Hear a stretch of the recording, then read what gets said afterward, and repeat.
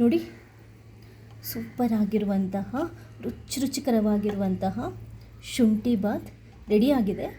ನೋಡಿ, ಇಷ್ಟು ರುಚಿಯಾಗಿರುವಂತಹ ಶುಂಠಿ ಬಾತನ್ನು ನೀವು ಇಲ್ಲಿ ತನಕ ಮಾಡಿರಲ್ಲ, ತಿಂದಿರಲ್ಲ. ಒಂದ್ಸರಿ ಟ್ರೈ ಮಾಡಿ.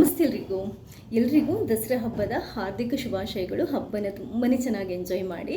ಸರಿ, ಹಾಗಾದರೆ ಈ ವಿಶೇಷವಾಗಿರುವಂಥ ದಸರಾದ ಸ್ಪೆಷಲ್ ರೆಸಿಪಿನ ಯಾವ ಥರ ಮಾಡ್ಬೋದು ಅನ್ನೋದನ್ನು ನೋಡ್ಕೊಂಡು ಬರೋಣ. ಥ್ಯಾಂಕ್ಸ್ ಎಲ್ರಿಗೂ.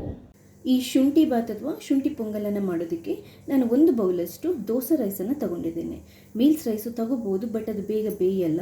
ಈ ದೋಸೆ ರೈಸ್ ಹತ್ರ ಬೇಗ ಬೆಂದು ಮೆತ್ತಗಾಗುತ್ತೆ, ಅದಕ್ಕೋಸ್ಕರ ದೋಸೆ ರೈಸನ್ನು ತೊಗೊಂಡಿದ್ದೇನೆ. ರೈಸ್ ಎಷ್ಟು ತೊಗೊತೀವೋ ಅದರ ಅರ್ಧ ಬೌಲಷ್ಟು ನಾನು ಹೆಸರು ಬೇಳೆಯನ್ನು ತೊಗೊಂಡಿದ್ದೇನೆ. ತೊಗರಿ ಬೇಳೆಯಲ್ಲೂ ಮಾಡ್ಬೋದು, ಬಟ್ ಹೆಸರು ಬೇಳೆ ಅಂದರೆ ಆರೋಗ್ಯಕ್ಕೆ ತುಂಬಾ ಒಳ್ಳೆಯದು. ಮೊದಲು ಒಂದು ಪ್ಯಾನನ್ನು ಬಿಸಿ ಮಾಡಿಕೊಂಡು ಈ ರೈಸನ್ನು, ಅಕ್ಕಿಯನ್ನು ಹಾಕ್ಕೊಂಡು ಒಂಚೂರು ನಾವು ಹುರಿದ್ಕೋಬೇಕಾಗುತ್ತೆ. ಮೀಡಿಯಮ್ ಉರಿ ಇಟ್ಕೊಂಡು ಇದನ್ನ ಚೆನ್ನಾಗಿ ಹುರಿದ್ಕೊಳ್ಳೋಣ. ಸ್ವಲ್ಪ ಹೊತ್ತಷ್ಟೇ, ಅಂದರೆ ಹಸಿ ಫ್ಲೇವರ್ ಹೋಗಬೇಕು, ಒಂಚೂರು ಕ್ರಿಸ್ಪಿ ಆಗಬೇಕು ಈ ರೈಸ್. ನೋಡಿ, ಇಷ್ಟು ಸಾಕು, ಪರ್ಫೆಕ್ಟ್ ಆಗಿದೆ. ಅದು ಪಟಪಟ ಅಂತ ಸಿಡಿಯೋ ತನಕ ಹುರಿದ್ಕೋಬೇಡಿ, ಅದಕ್ಕಿಂತ ಸ್ವಲ್ಪ ಕಮ್ಮಿ. ಇದನ್ನ ಒಂದು ಪಾತ್ರೆಗೆ ಹಾಕೊತಾ ಇದ್ದೇನೆ. ಅದೇ ಥರ ನಾವು ಈ ಹೆಸರು ಬೇಳೆ ಇರುತ್ತಲ್ವ, ಅದನ್ನು ಕೂಡ ಹುರಿದ್ಕೋಬೇಕು. ಹೆಸರು ಬೇಳೆ ಮತ್ತು ಅಕ್ಕಿಯನ್ನು ಹುರಿದ್ಕೊಳ್ಳೋದ್ರಿಂದ ಒಂದೇನು ಅಂತಂದರೆ ಬೇಗ ಬೇಯುತ್ತೆ. ಇನ್ನೊಂದೇನು ಅಂತಂದರೆ ಈ ಶುಂಠಿ ಬಾತಿದು ಫ್ಲೇವರ್ ಇದೆಯಲ್ವ, ತುಂಬ ಚೆನ್ನಾಗಾಗುತ್ತೆ. ಮೀಡಿಯಮ್ ಉರಿ ಇಟ್ಕೊಂಡೇ ಹುರಿದ್ಕೊಳ್ಳಿ, ಜಾಸ್ತಿ ಕರಟಿಸೋದು ಬೇಡ. ನಿಮಗೆ ಹೆಸರು ಕಾಳು ಹುರಿತಾ ಇರುವಾಗ ಅದು ಹುರಿದಾಗ ಒಳ್ಳೆ ಅರೋಮ ಬರುತ್ತೆ. ಅಷ್ಟೊತ್ತಿಗೆ ಸ್ಟವನ್ನು ಬಂದ್ ಮಾಡಿ ತೆಗೆದುಬಿಡ್ಬೋದು. ಸಾಕಿಷ್ಟು. ಅದೇ ಪಾತ್ರೆಗೆ ಹಾಕೊತಾ ಇದ್ದೇನೆ. ಈಗ ಹುರಿದಾದ ನಂತರ ಇದನ್ನೊಂದು ಸ್ವಲ್ಪ ನಾವು ತೊಳೆದ್ಕೋಬೇಕು. ನೀಟಾಗಿ ತೊಳೆದ್ಕೊಳ್ಳೋಣ. ತೊಳೆದಾದ ನಂತರ ಒಂದು ಸ್ವಲ್ಪ ನೀರು ಹಾಕಿ ಒಂದು 5 ರಿಂದ 10 ನಿಮಿಷ ಬಿಟ್ಬಿಡೋಣ. ಅದರಿಂದ ಚೆನ್ನಾಗಿ ಬೇಯುತ್ತೆ, ತುಂಬ ಮೆತ್ತಗಾಗುತ್ತೆ ಈ ಪೊಂಗಲ್ ಅಥವಾ ಶುಂಠಿ ಬಾತ್. ಈಗ ಶುಂಠಿ ಬಾತನ್ನು ಮಾಡ್ಕೊಳ್ಳೋಣ. ಸ್ಟವ್ ಮೇಲೆ ಒಂದು ಕುಕ್ಕರನ್ನು ಇಟ್ಕೊಂಡಿದ್ದೇನೆ. ಅದಾದ ನಂತರ ಒಂದು ಸ್ವಲ್ಪ ತುಪ್ಪನ ಹಾಕೊಳ್ಳೋಣ. ಉರಿನ ಕಮ್ಮಿ ಇಟ್ಕೊಂಡು ಬಿಸಿ ಮಾಡ್ಕೊಳ್ಳಿ ತುಪ್ಪನ. ಅದಾದ ನಂತರ 1 ಚಮಚದಷ್ಟು ಜೀರಿಗೆಯನ್ನು ಹಾಕೊತಾ ಇದ್ದೇನೆ. ಒಂದು ಸ್ವಲ್ಪ ಕಾಳು ಮೆಣಸನ್ನು ಹಾಕ್ಕೊಂಡಿದ್ದೇನೆ. 2 ಹಸಿಮೆಣಸಿನ್ಕಾಯಿನ ಕಟ್ ಮಾಡ್ಕೊಂಡು ಹಾಕ್ಕೊಂಡಿದ್ದೇನೆ. ಈಗ ನಮಗಿದು ತುಂಬಾ ಮೇನ್. ಇದೇನು ಅಂತಂದರೆ ಶುಂಠಿಯನ್ನು ನಾನು ಚಿಕ್ಕದಾಗಿ ಕಟ್ ಮಾಡ್ಕೊಂಡು ಹಾಕೊತಾ ಇದ್ದೀನಿ. ನಾರ್ಮಲ್ ಆಗಿ ಪೊಂಗಲ್ಗೆ ಶುಂಠಿ ಹಾಕ್ತೀವಿ ಸ್ವಲ್ಪ, ಬಟ್ ಇದಕ್ಕೆ ಒಂದು ಸ್ವಲ್ಪ ನಾವು ಜಾಸ್ತಿ ಹಾಕೋಬೇಕು. ಚಿಕ್ಕದಾಗಿ ಕಟ್ ಮಾಡ್ಕೊಂಡು ಹಾಕೊಳ್ಳಿ. ಹಾಗೆಯೇ ಒಂದು ಸ್ವಲ್ಪ ಕರಿಬೇವು, ಇಷ್ಟನ್ನು ಹಾಕ್ಕೊಂಡು ಇದನ್ನು ನೀಟಾಗಿ ಫ್ರೈ ಮಾಡ್ಕೋಬೇಕು ತುಪ್ಪದಲ್ಲಿ. ಈ ಶುಂಠಿ, ಕಾಯಿಮೆಣಸು ಹಾಗೆಯೇ ಕರಿಬೇವು ಚೆನ್ನಾಗಿ ಫ್ರೈ ಆಗಬೇಕು. ನಿಮಗೆ ಅದು ಫ್ರೈ ಆಗ್ತಾ ಇರುವಾಗಲೇ ತುಪ್ಪದಲ್ಲಿ ಎಂಥ ಒಳ್ಳೆ ಆರಾಮ ಬರುತ್ತಂತಂದರೆ ತುಂಬ ಖುಷಿ ಆಗುತ್ತೆ. ಇದೆಲ್ಲ ಚೆನ್ನಾಗಿ ಫ್ರೈ ಆದ ನಂತರ ಈಗ ನಾವು ತೊಳೆದು ನೆನೆಸಿಟ್ಟಿರುವಂಥ ರೈಸ್ ಮತ್ತು ಬೇಳೆ ನೀರನ್ನು ಬಸಿದ್ಬಿಟ್ಟು ಹಾಕೋಬೇಕು.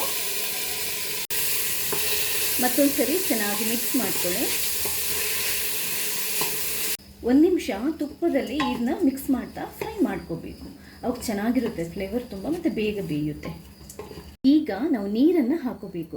ರೈಸ್ ಮತ್ತು ಬೇಳೆ ಎಷ್ಟು ತಗೊಂಡಿದ್ದೀವಿ ಅದರ 3 ಪಟ್ಟರಷ್ಟು ನೀರು ಹಾಕಬೇಕು. 1 ಬೌಲಷ್ಟು ಟೋಟಲ್ ಆಗಿದ್ದರೆ 3 ಬೌಲಷ್ಟು ನೀರನ್ನು ನಾವು ಹಾಕೋಬೇಕು. ರುಚಿಗೆ ಎಷ್ಟು ಬೇಕೋ ಅಷ್ಟು ಉಪ್ಪನ್ನು ಹಾಕೊಳ್ಳಿ. ನಾನು ಕಲ್ಲುಪ್ಪನ್ನು 1/4 ಚಮಚದಷ್ಟು ಹಾಕೊತಾ ಇದ್ದೇನೆ. ಒಂದು ಅರ್ಧ ಚಮಚದಷ್ಟು ಸಕ್ಕರೆ ಹಾಕೊತಾ ಇದ್ದೇನೆ. ಫ್ಲೇವರ್ ಚೆನ್ನಾಗಿ ಬರುತ್ತೆ, ರುಚಿ ಚೆನ್ನಾಗಿ ಬರುತ್ತೆ. ಹಾಗೆಯೇ ಒಂದು ಸ್ವಲ್ಪ ಹುಣಸೆ ಹಣ್ಣಿನ ರಸ ಹಾಕೊತಾ ಇದ್ದೇನೆ. ಒಂದು ಸ್ವಲ್ಪ ಹುಳಿ ಫ್ಲೇವರ್ ಇಷ್ಟಪಡೋರು ಹುಣಸೆ ಹಣ್ಣಿನ ರಸ ಹಾಕೋಬಹುದು, ಬೇಡ ಅಂತಂದರೆ ಸ್ಕಿಪ್ ಮಾಡ್ಬೋದು. ಒಂದು ಸ್ವಲ್ಪ ಇಂಗನ್ನು ಹಾಕೋಬಹುದು, ಯಾಕಂತಂದರೆ ಬೇಳೆನ ನಾವು ಹಾಕಿ ಮಾಡೋದ್ರಿಂದ ಇದು ಆ್ಯಸಿಡಿಟಿಗೆ ಒಳ್ಳೆಯದು. ಮಿಕ್ಸ್ ಮಾಡ್ಕೊಳ್ಳಿ ಚೆನ್ನಾಗಿ.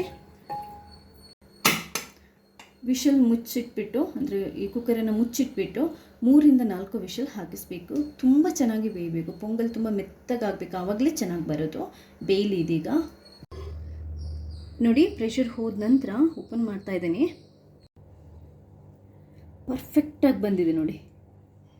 ಹದ ಕೂಡ ಅಷ್ಟೇ ತುಂಬ ಚೆನ್ನಾಗಿ ಬೆಂದಿದೆ ಕೂಡ. ನೋಡಿ, ನಿಮಗೆ ಈ ಕನ್ಸಿಸ್ಟೆನ್ಸಿ ನೋಡಿದರೆ ಗೊತ್ತಾಗುತ್ತೆ. ಇವಾಗ ನಿಮಗೆ ಉಪ್ಪು ಅಥವಾ ಖಾರ ಏನಾದರೂ ಬೇಕಿದ್ರೆ ಅಡ್ಜಸ್ಟ್ ಮಾಡ್ಕೋಬೋದು. ತುಂಬ ದಪ್ಪ ಆಯಿತು ಅಂತಂದರೆ ಒಂದು ಸ್ವಲ್ಪ ನೀರನ್ನು ಹಾಕಿದೆಯಲ್ವ ನೀವು ಮತ್ತೊಂದು ಸ್ವಲ್ಪ ಕುದಿಸ್ಕೋಬಹುದು. ಆ್ಯಕ್ಚುಲಾಗಿ ಈ ಹದ ಬಂದ್ರೇ ತುಂಬ ಚೆನ್ನಾಗಿರೋದು. ಇವಾಗ ಫೈನಲ್ ಆಗಿ ಇದಕ್ಕೊಂದು ತುಪ್ಪದ ಒಗ್ಗರಣೆ ಹಾಕೊಳ್ಳೋಣ. ಗೋಡಂಬಿ ಹಾಕಿಬಿಟ್ಟು ತುಪ್ಪನ ಕಾಯಿಸ್ಕೊತಾ ಇದ್ದೇನೆ. ಹಾಗೆಯೇ ಗೋಡಂಬಿನ ಹಾಕ್ಕೊಂಡು ಒಂದು ಸ್ವಲ್ಪ ಇದನ್ನ ತುಪ್ಪದಲ್ಲೇ ಫ್ರೈ ಮಾಡ್ಕೊಳ್ಳೋಣ. ಚೆನ್ನಾಗಿರುತ್ತೆ. ಗೋಡಂಬಿ ಬಣ್ಣ ಚೇಂಜ್ ಆಗೋ ತನಕ ಇದನ್ನ ಹುರಿದ್ಕೊಳ್ಬೇಕು ಅಥವಾ ಫ್ರೈ ಮಾಡಬೇಕು. ನೋಡಿ, ಗೋಡಂಬಿ ಚೆನ್ನಾಗಿ ಫ್ರೈ ಆಗಿದೆ. ಸಾಕಿಷ್ಟು.